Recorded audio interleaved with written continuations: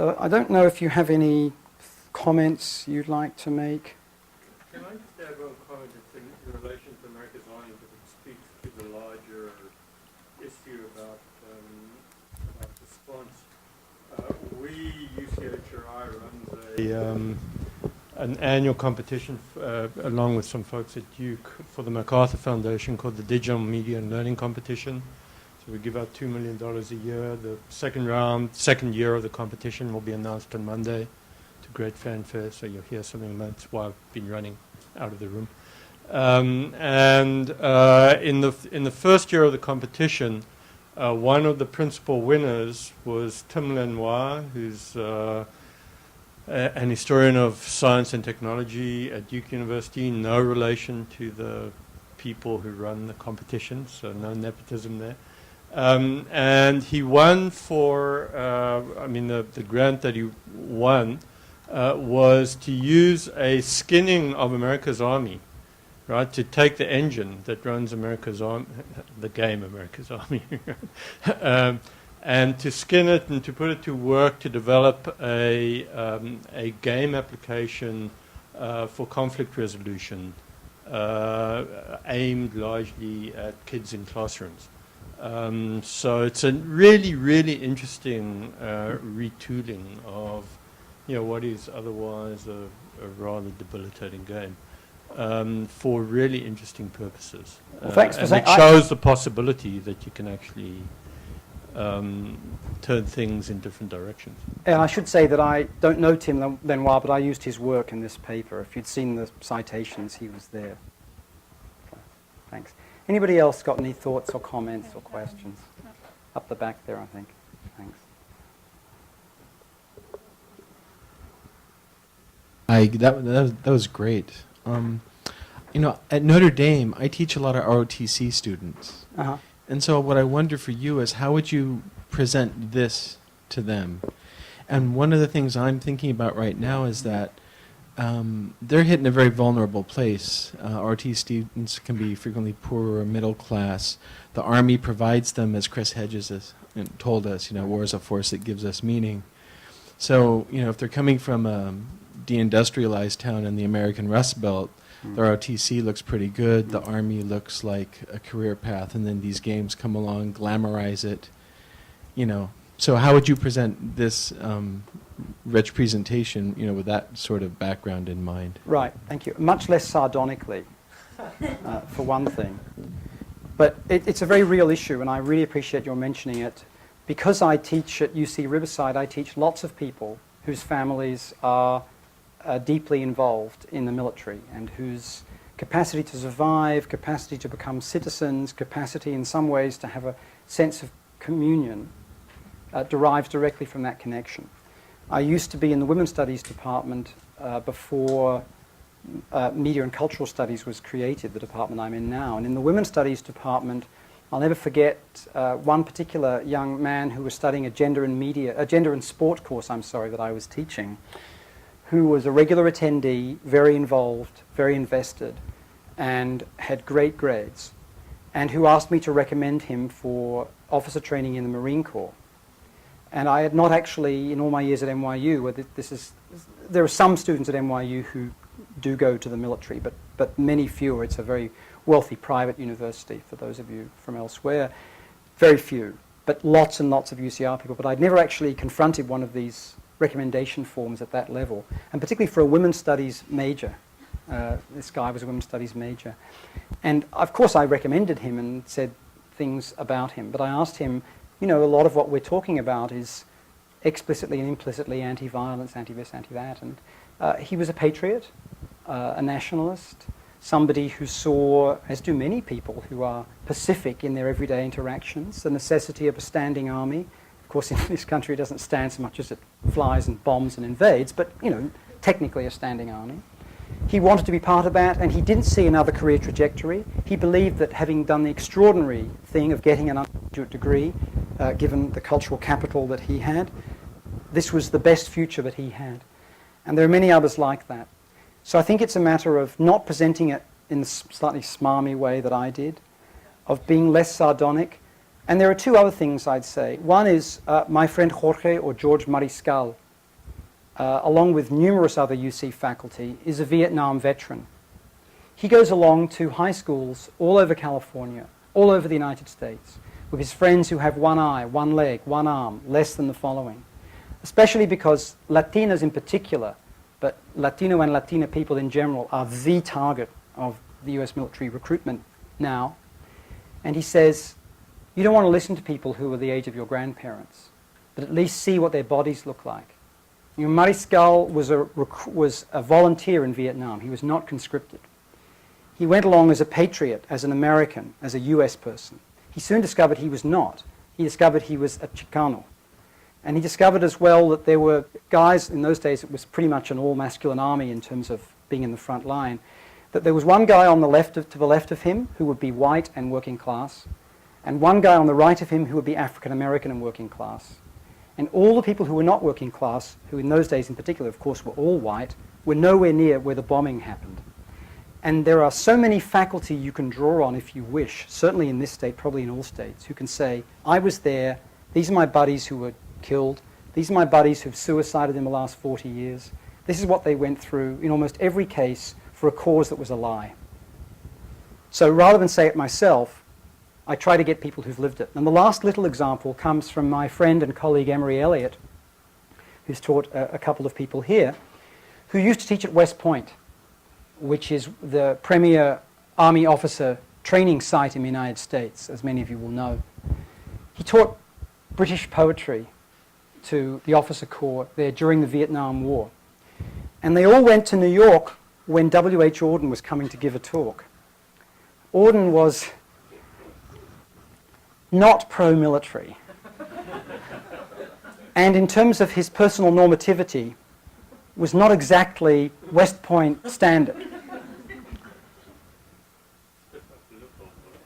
They all trotted in, because they were fans of Auden's poetry, in their military uniforms and sought to salute or whatever. Emery said, I don't think the great man will like that very much, but, you know, he may say something nasty about the war.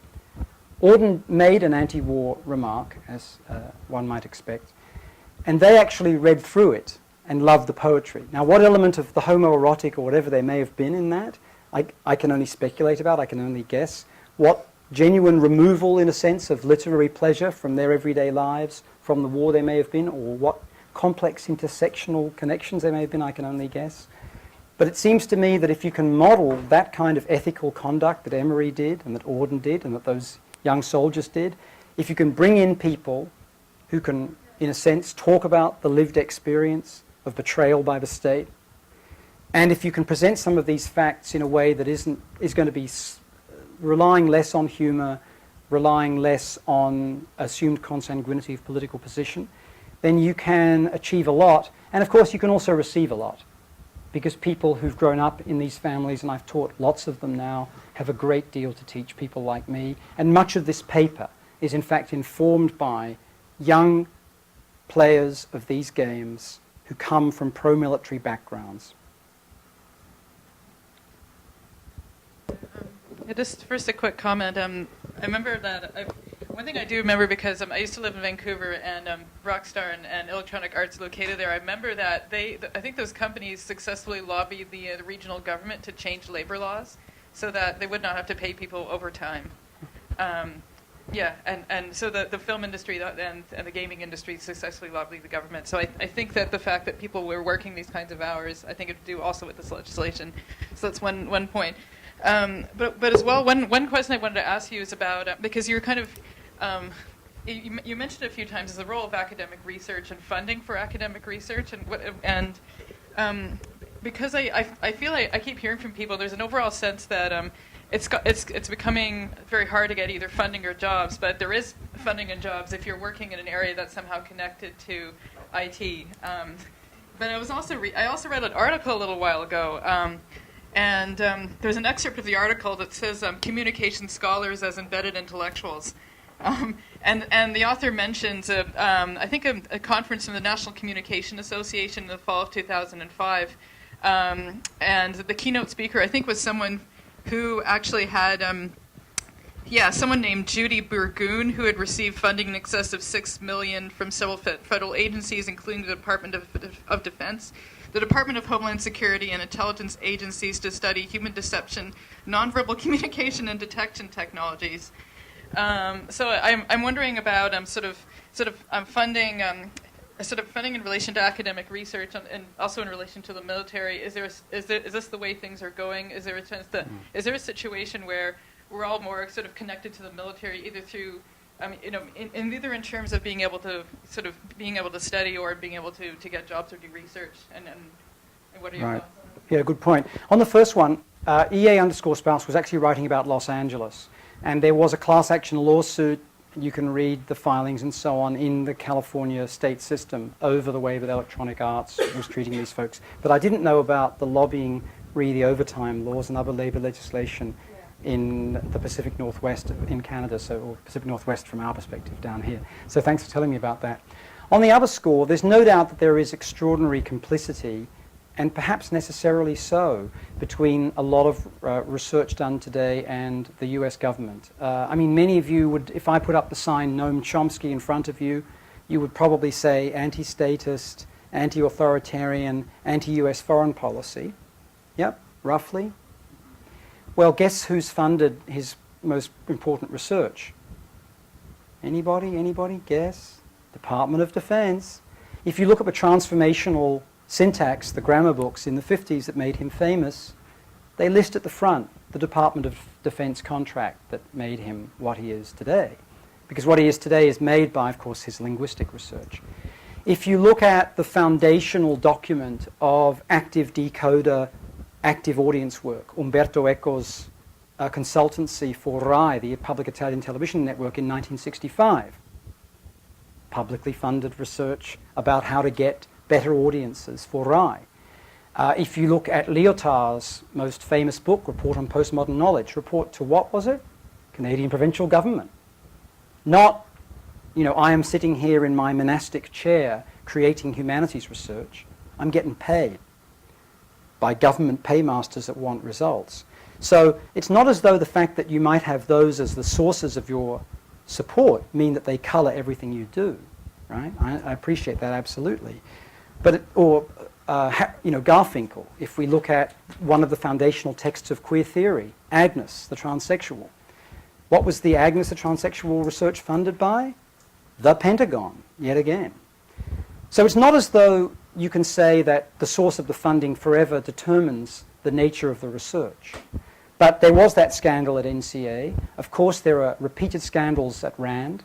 One of the ways in which, for example, the collectivist Keynesian nation-building model of collectivity was supplanted by the neoliberal individual rational choice model was orchestrated by the RAND Corporation, an independent body in Santa Monica, just near where Adorno and Horkheimer went surfing in the 50s and so on, that does most of its contracting for the US government.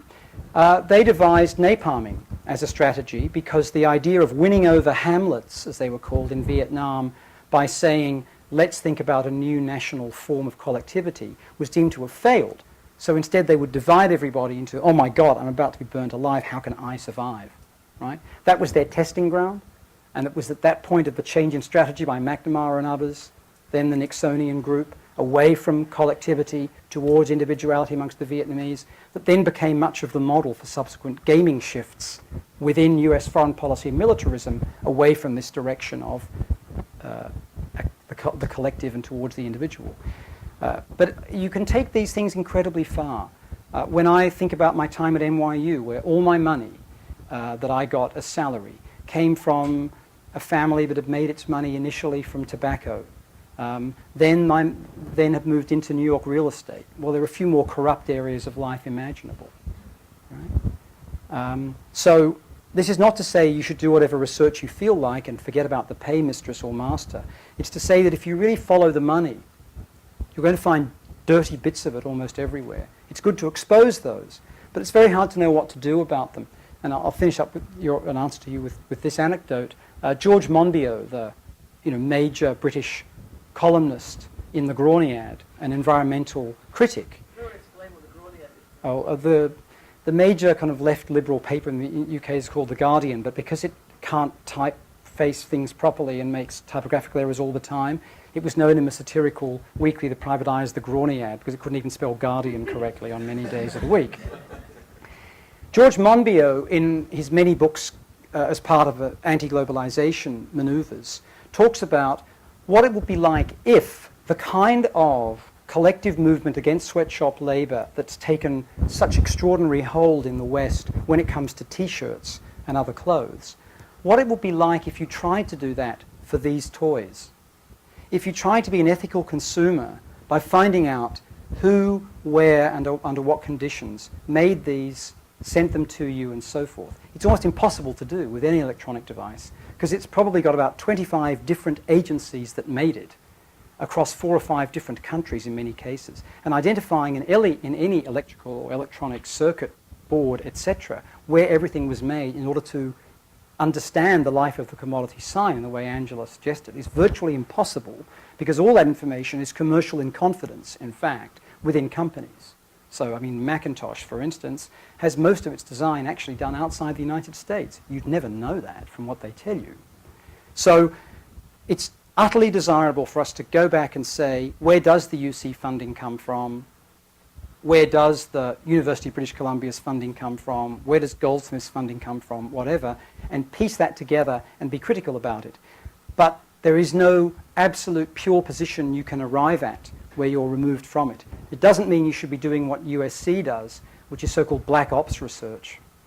It doesn't mean you should do what the American Psychological Association does, which is to say, unlike the American Psychiatric Association, unlike the American Medical Association, torture's okay and we'll participate in it because we want the federal government to give us the right to write prescriptions for drugs, which is what we got during the first Gulf War when we again agreed that torture was okay, but was then rescinded after hostilities ended. Thanks. So anyway, I was really hoping something that you would take it there and that we would really begin to weave together these, of course, militarization and the cultural industries. When you were talking about Reagan's speech at USC the other day, and I was thinking about that the same moment, in a sense, the birth of game theory at Caltech. And the story I've heard is that that game theory were actually computer simulations they were actually missile guidance programs that were testing and simulating nuclear missile guidance systems at Caltech. And when the the new arms control treaties were elaborated, then these people had to find other jobs and uses for the missile guidance technology, since they turned it into game theory and rational choice theory. Anyway, so it kind of fits into that. And so there's kind of those two stories happening at once in Southern California during the early Reagan campaign days. But what I wanted to, see if I could have you comment a bit on kind of specifying militarization and disaggregating a bit different kinds of militarization. Because what I'm thinking about is what these games are play a part in a particular moment of recent forms of neoconservative militarization and the shock and awe, since the first Gulf War and its emphasis upon targeting and shock and awe techniques, and then what I would talk about in terms of paramilitarization of parts of the military. It's focusing upon eliminating responsibility, both in terms of institutional safeguards and also in terms of the social contact with the other. However, there's also, as we know, and if Lisa Hajar were here, we could hear more about that at the same time in the United States, and even more strongly elsewhere in the same period in the last 20 years, has been a very strong legalization and responsibilization within the military, which doesn't make it suddenly a good thing, but it's very different from the culture of these games, in that the Army and the military focuses upon building infrastructure and realizing a kind of rule of law legalization-based form of professionalism. And that's also very much within the U.S. military, and much of the reaction to Bush's presidency has come from that tendency in the military. So that there's conflicts within militarization that might allow us to politicize it rather than a kind of monolithic response. That's an incredibly important and subtle but utterly true distinction that's extremely significant. I think we've seen that with the sort of good old boy Republicans who are utterly horrified by the show trials in Guantanamo Bay. The defense counsels for some of these people who are on trial there are genuinely horrified by the loss of the rule of law. Similarly, when, as some of you from outside the country may not know, the University of Michigan was sued by right-wingers to try to destroy affirmative action. What was one of the foremost participants with an amicus curiae or friend of the court brief? It was the US military. Colin Powell, not somebody whom I cite happily in many ways, but he would say, I could not have made it to where I landed in the US military absent affirmative action and the way that was implemented in the military. And the military always says, every single top member of the personnel who gives evidence, we cannot get the quality of people we need without affirmative action policies. Similarly, if you look at many of the people most opposed to torture, they're in the military. And why? The same reason that many of the Geneva Accords related to this exist. Namely, whoops, 10 Commandments, if I do this to you, you're going to do it to me or my friend or whatever it is, right? So there is a very strong rule of law, that's absolutely true. There's a professionalization in the best sense of the term along Weberian bureaucratic lines. It's imperfect, it always is, whether the organization has 3 people or 330,000. But it is there, and there are, of course, as there were in any of the conflicts we can point to, very professional soldiers who take their job seriously. I might be appalled by them personally, not by them as individuals, but by the jobs. But nevertheless, they seek to do what they see as a necessary function within legitimate rules of engagement. And again, for those of us who take, as I do, very extreme oppositional positions, our recognition has to be that unless you take that extreme position, you need to have forms of accommodation, and that means writing and abiding by rules of engagement, rules of law, and so on. And you can see so many people who are experienced in ideas of the just war versus the unjust war, the theorization of that over the last 50 years in particular, who are as opposed to the invasion of Iraq as I am, but along different grounds, right? And who also want to see a means whereby you at least have quasi-legitimate, transparent, reasonable, bureaucratized modes of operating if you have to go about this appalling task. So I really respect what you're saying. And of course, part of, on the other hand, the nasty Democrat model is, well, the fools took over the store. It's time that the sane and rational people took it back. Well, we all know where that led. What was the war in Vietnam? Despite the rhetoric of the last 30 years, it was a liberal Democrat war. It wasn't a Republican war.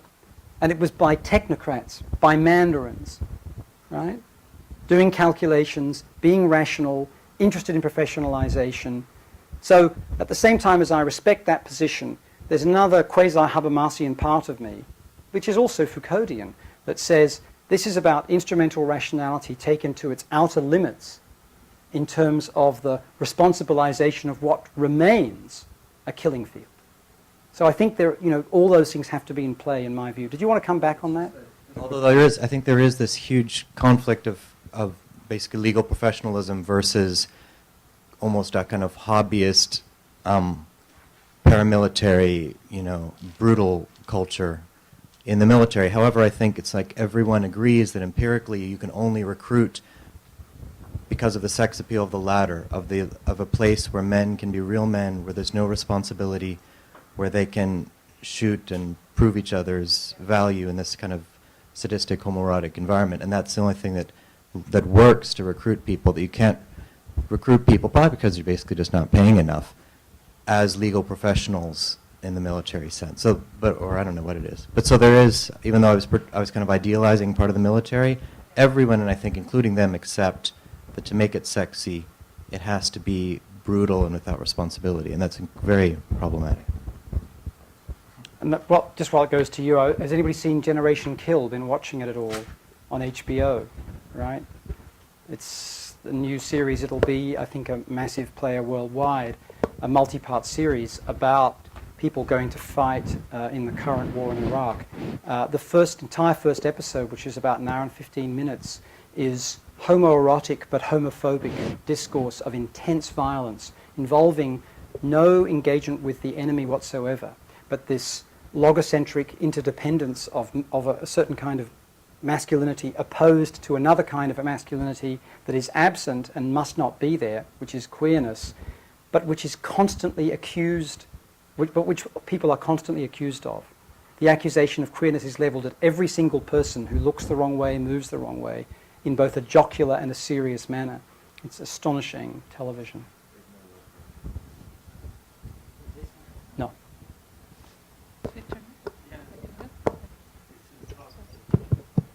It's on now. Okay, so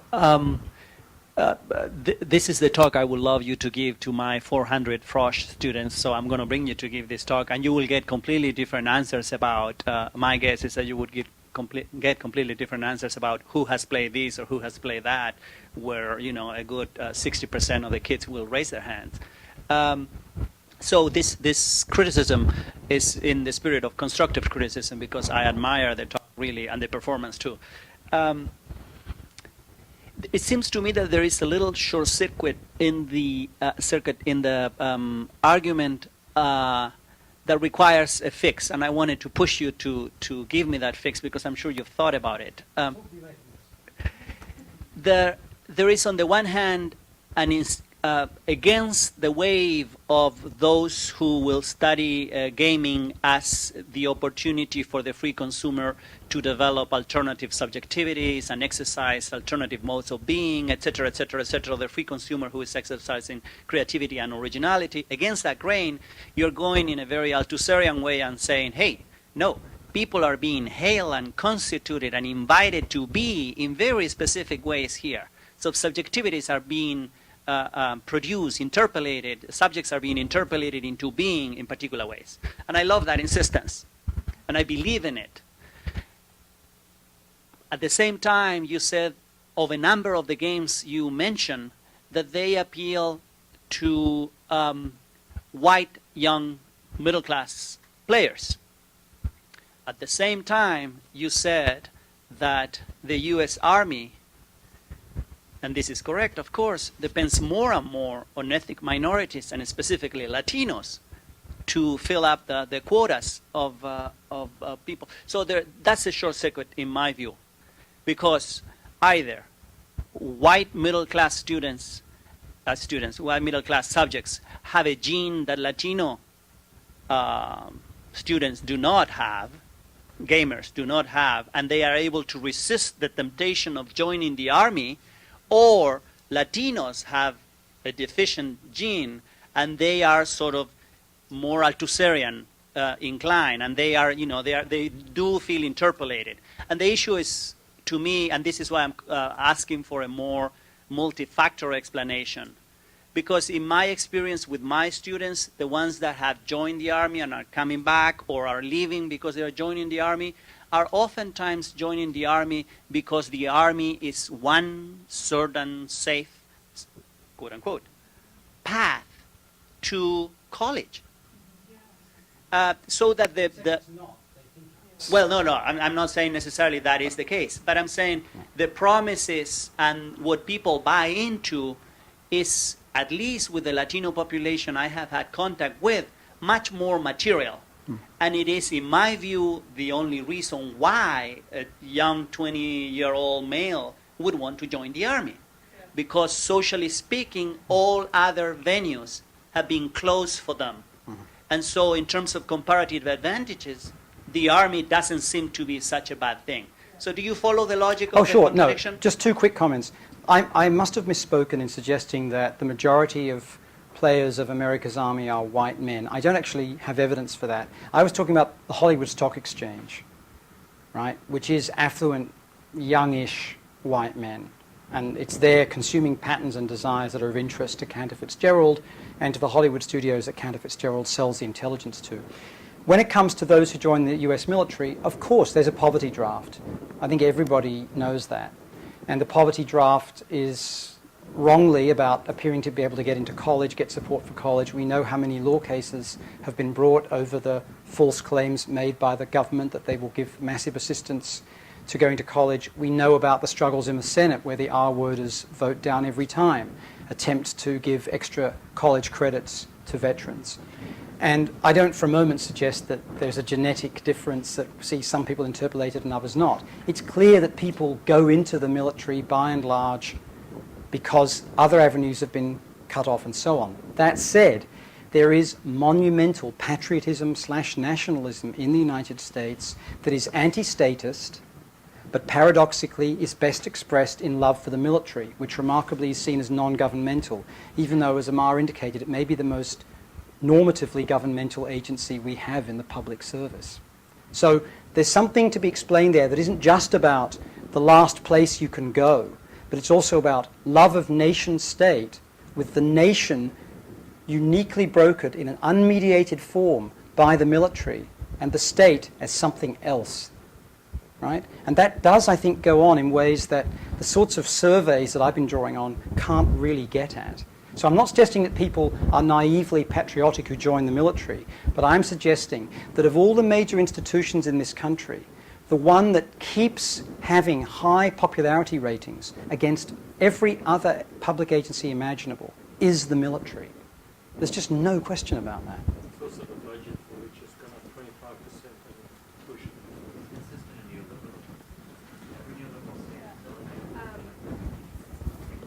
Is this on now? Yeah? Okay. I have a million things that I want to say, but I'm not going to say a million things. Your talk really excited me.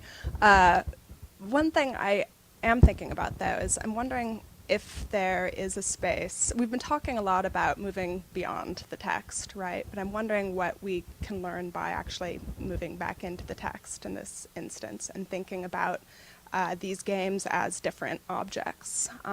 Mainly I'm thinking about Kuma War and America's Army. They're actually, to me, quite different games, and specifically that Kuma War presents itself as a news source. And there's been a lot of, I think, discussion around, you know, how that is problematic and what that means, that it's both a game and news. And what I mean by this is that it frames itself as almost like a news broadcast, that you then, you learn something about the mission and then you play the game. And I also am wondering if the demographics are slightly different between who actually plays America's Army and who actually plays Kuma War, and how the playing of the game functions. And when I taught Kuma War to a class at the University of Rochester, at students that had never heard of either Kuma War or America's Army because they're just the wrong demographic, it's a very expensive private school, and presented Kuma War, asked them if they could think about it as news, like if you could use the same sort of tools of analysis that you would use for thinking about certain slants in news stories. They were just completely disgusted with this idea. Whereas they could think of, say, The Daily Show as kind of an alternative news source, they could not think of something like a video game as an alternative news source. That because you can play it, basically that the interactive function of it makes it unavailable to those types of tools that media analysts would use. And I find that really interesting and also really problematic. And it goes into this kind of, extremely reductive ludology versus narratology debate. So I'm wondering if you could speak to this kind of what we can learn about actually thinking about the differences between these things. Yeah, that's a wonderful remark, and obviously I am skating over differences and doing interpretative violence in my usual hermeneutically thin way.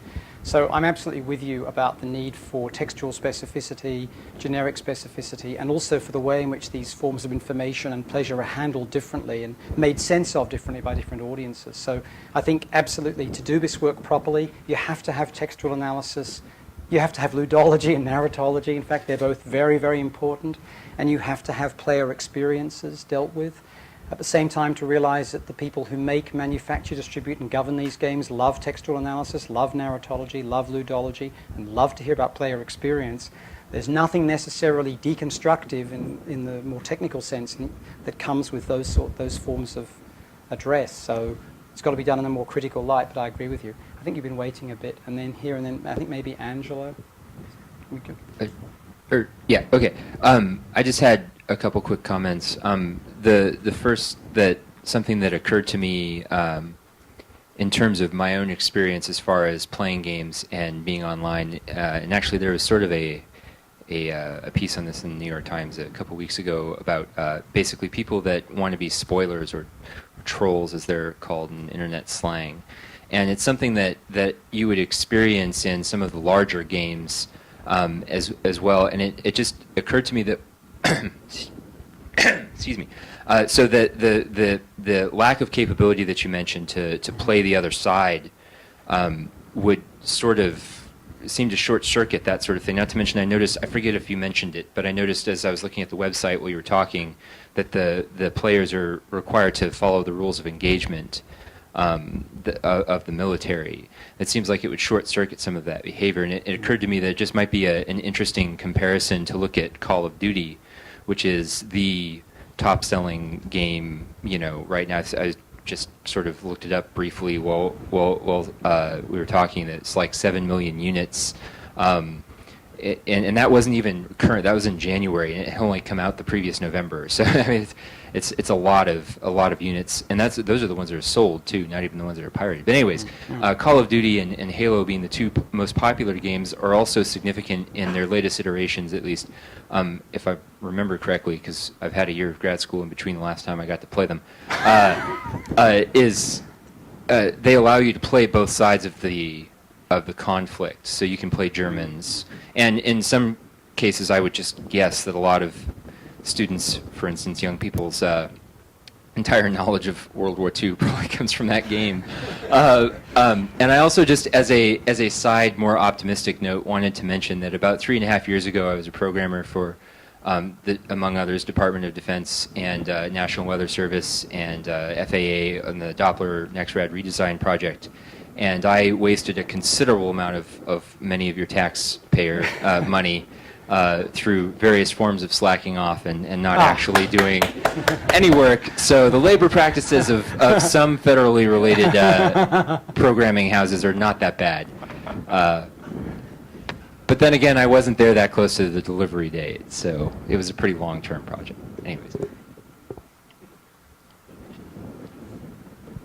I'm certainly not a pro on like first-person shooter type games, or even really what goes down in terms of logistics of the military. But one of the examples that you showed, Toby, was that Marine Doom game, and some of the language I think that it used to sort of advertise itself, promote itself, was learn teamwork or learn collectivity or something like that. And I'm wondering how that figures into your sort of ideas of this more individualized action, and also of course with the discourse of like brotherhood in the Marines, and if actually part of the subjectivity is also about learning to work with others, and if that's worth thinking about.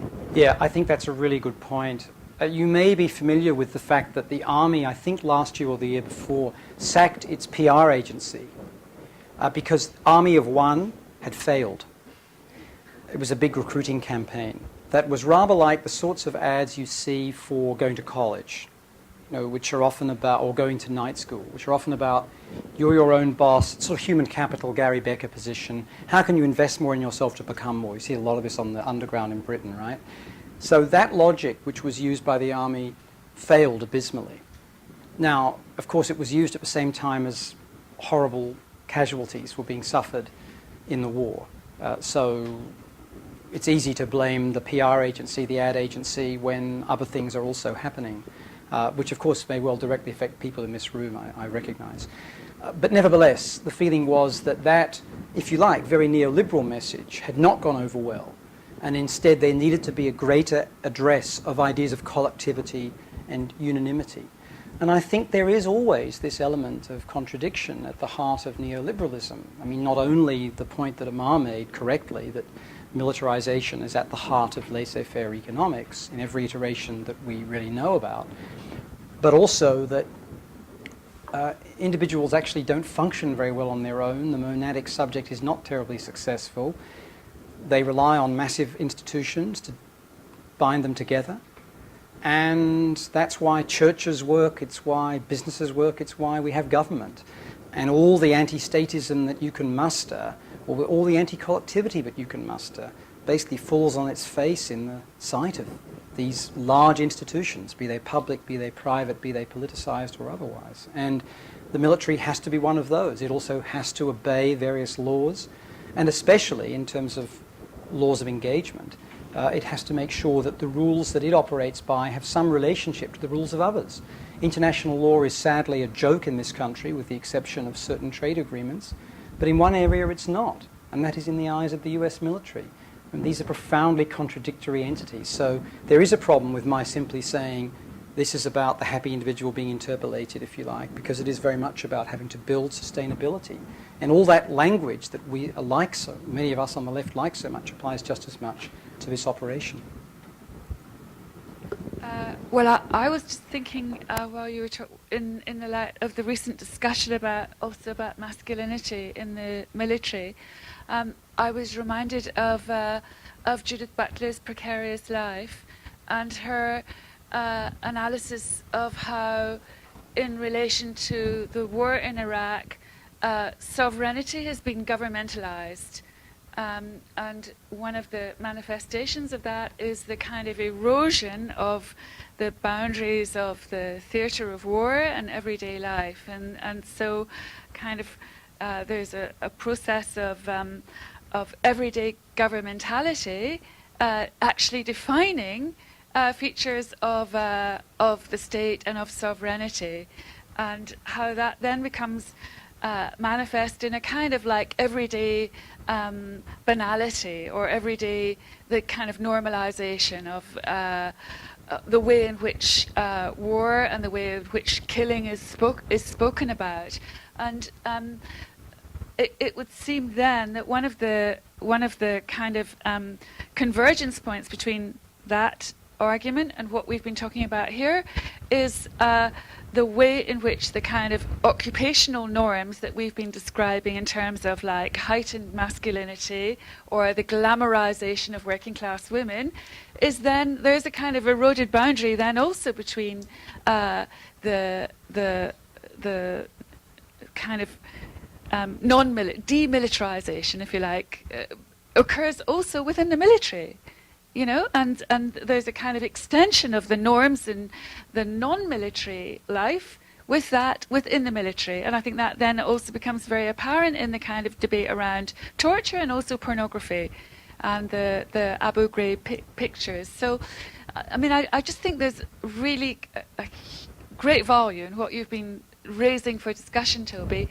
And so consequently, the kind of logic of saying that sovereignty has been governmentalized would be also to say that there's kind of an erosion of boundaries then between what we discuss here and what then might also be raised within the military.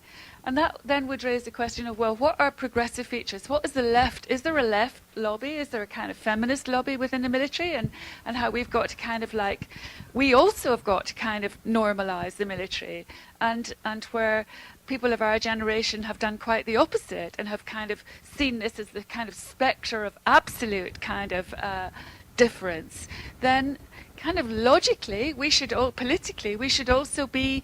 So my final point would be, when you talk about people like kind of who are inside and then outside military, or like vets going around schools, and you know, then maybe we've got to have a kind of more flexible model of people who are inside the police and then outside the police, or inside the military and then outside it, and then also, you know, reminding ourselves of the way in which, you know, people within kind of the public education system have you know, kind of great history of kind of leftism and feminism was to actually kind of go and teach in prisons, for example, or go and teach inside, or do one-off lectures within.